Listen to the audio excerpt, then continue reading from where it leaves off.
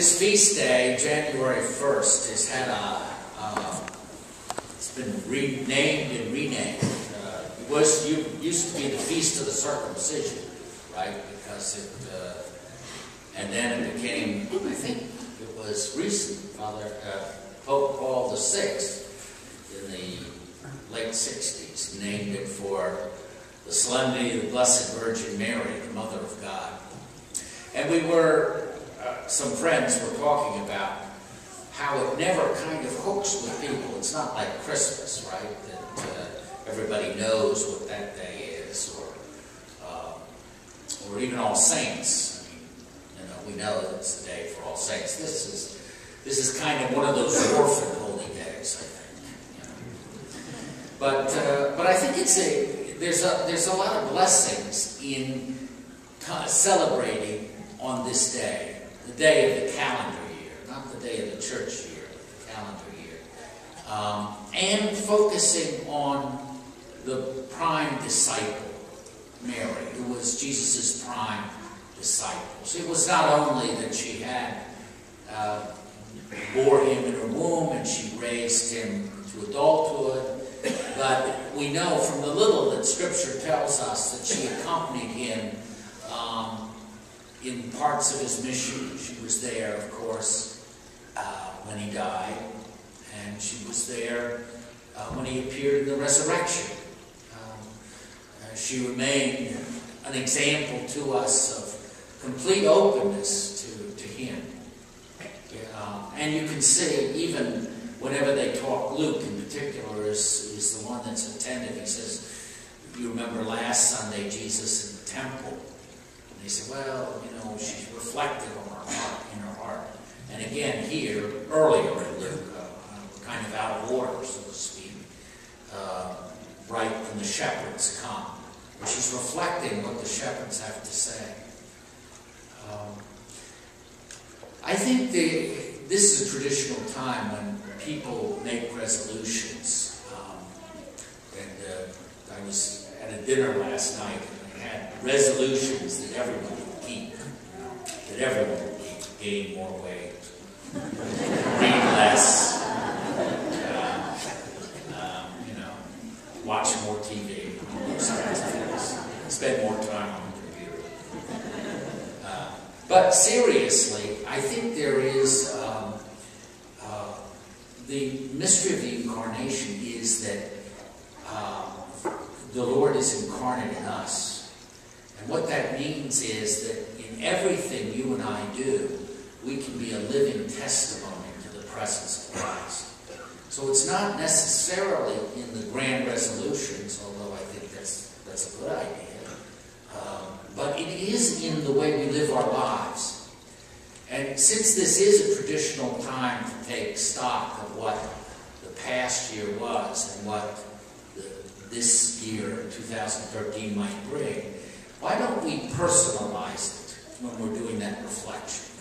And by that I mean, why don't we ask what the Lord can do in us this year? I know we all have many things perhaps we want to accomplish, but what can the Lord do in us this year? How can He use us as an instrument of salvation? We see clearly that He was able to use shepherds.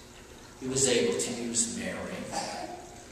He was able eventually to use disciples, fishermen, even tax collectors. He was able to use those who had been sick and were healed. He was able to use those who were hungry and were fed. He was able to use those who had been sinners and were forgiven. And He can use us. It's His intention to use me and you as a living testimony. And how will that happen? It'll happen if we allow the mystery of God's grace to work in us. And I think if we could build in a little bit of an awe.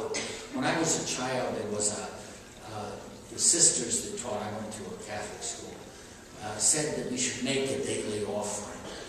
And I think it's a good discipline. That is to say, an offering of some sort, where we offer what's coming in our day. Who will meet that day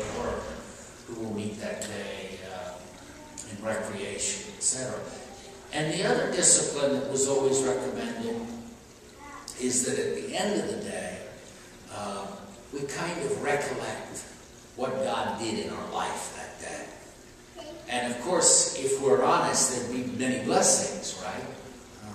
In any day, but there might be very small blessings, of course. But then there might also be opportunities that God did indeed use us. And we could do thanksgiving in a small way. We were able to forgive. We were able to mentor someone. We were able to be polite when we didn't feel like it. Some small things.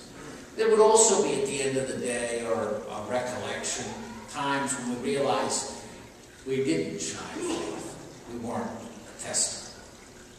So, perhaps, as the sisters recommended it to me when I was a child, I recommend it to you in some way, appropriate to your life.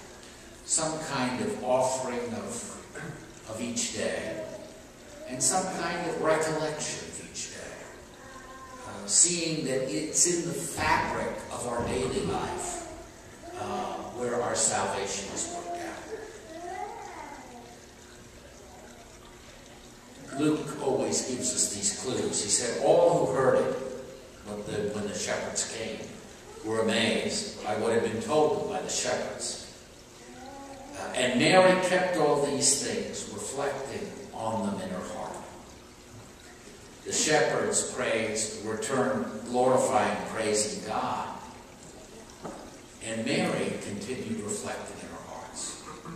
So it's maybe a resolution along with gaining weight, watching more TV. We might be able to